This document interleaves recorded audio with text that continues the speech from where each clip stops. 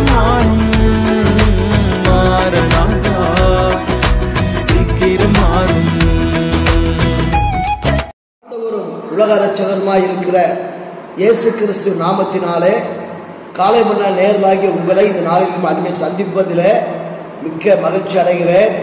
ஆண்டவர் சொல்லியபடியே அவர் உங்களையும் என்னையும் 1000 மடங்கு ஆசீர்வதித்து நம்மை உயர்த்துவாராக.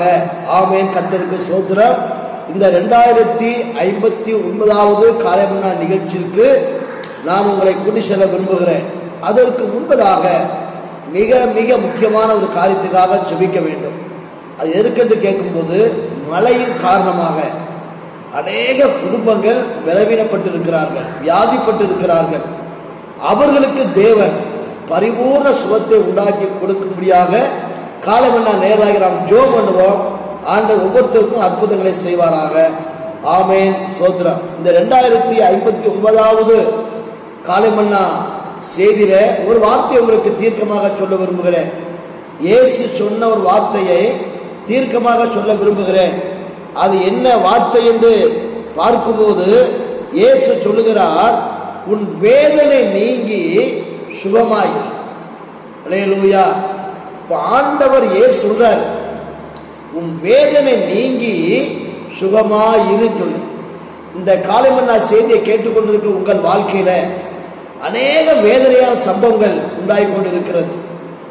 கணவரை குறித்து வேதனையான காரியம், மனைவியை குறித்து வேதனைப்படுறீங்க, பிள்ளைகளை குறித்து வேதனைப்பட்டு கொண்டிருக்கீங்க, உங்க ஊழியத்தை குறித்து நீங்க வேதனைப்பட்டு கொண்டிருக்கீங்க. இப்படி பல விதங்களிலே நீங்கள் வேதனைப்பட்டு கொண்டிருக்கிறீர்கள். அதான் ஆண்டவர் ஏன் சொல்றாரு, உன் வேதனை நீங்கி சுகமாயிரு. ஒரு வசனத்தை வாசிக்கிற கேளுங்க. மார்க்கு சுவிசேஷம் 5ஆம் அதிகாரத்தில் 34ஆம் வசனம் சொல்லப்பட்டிருக்கிறது. அவர் அவளை பார்த்து, மகளே, உன் விசுவாசம் உன்னை ரட்சித்தது, நீ சமாதானத்தோடு போய் உன் வேதனை நீங்கி சுகமாயிரு என்பதை. இன்னைக்கு இந்த செய்தியை கேட்டுக்கொண்டிருக்கிற வாழ்க்கையில ஒருவேளை வியாதினால வேதனைப்பட்டிருக்கலாம். எவ்வளவோ மருத்துவரை பார்த்தும் உங்களுக்கு சுகம் ஆகாம இருக்கலாம். ஆனா ஏசப்பா சொல்றாங்க, உன் வேதனை நீங்கி சுகமாயிரு. இது ஆண்டவர் சொன்ன ஒரு வார்த்தை. ஒருவேளை கடனால, கடன் பிரச்சனையினால நீங்க வேதனைப்பட்டு கொண்டிருக்கலாம். ஒருவர் ரட்சிக்கப்படாத பிள்ளைகளை குறித்து நீங்க வேதனைப்பட்டு கொண்டிருக்கலாம். அல்லது குடிக்கிற கணவரை குறித்து நீங்கள் வேதனைப்பட்டு கொண்டிருக்கலாம்.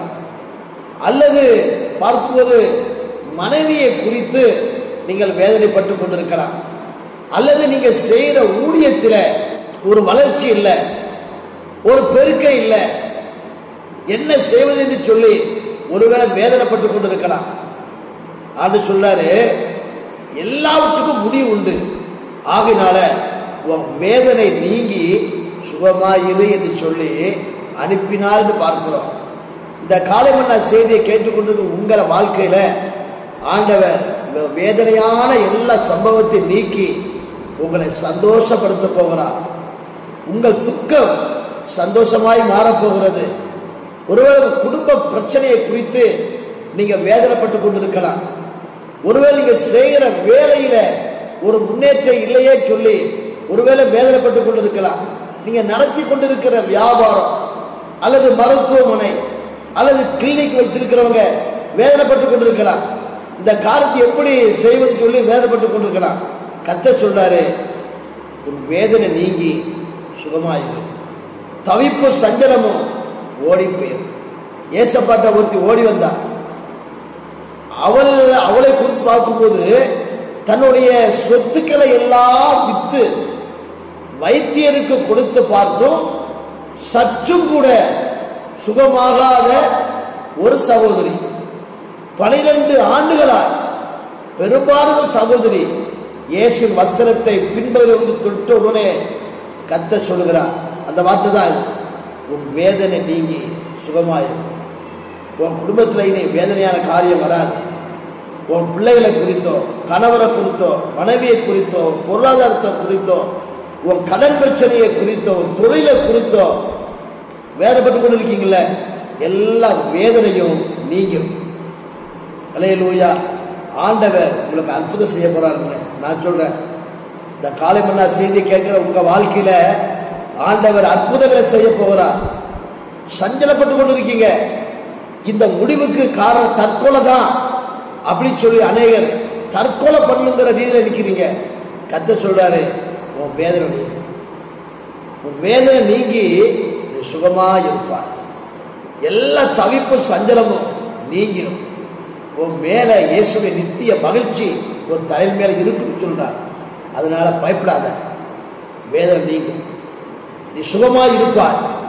ஆண்டவர் சொல்லியபடி 1000 மடங்கு உன்னை ஆசீர்வதித்து உன் தலையை உயர்த்துவார். நீ சுகமா இருப்பாய். சுமனமா? அன்பின் பரலோக பிதாவே, உம்முடைய குமாரனாக இயேசுவின் நாமத்தில் நன்றியோடு துதிக்கிறேன். வேதனைப்பட்டு இருக்கிற ஒவ்வொருத்தருக்கும் ஆண்டவரே வேதனை நீங்கி சுகமா இருக்க வேண்டும் என்று சொல்லி நாங்கள் சொல்லிக்கிறோம்.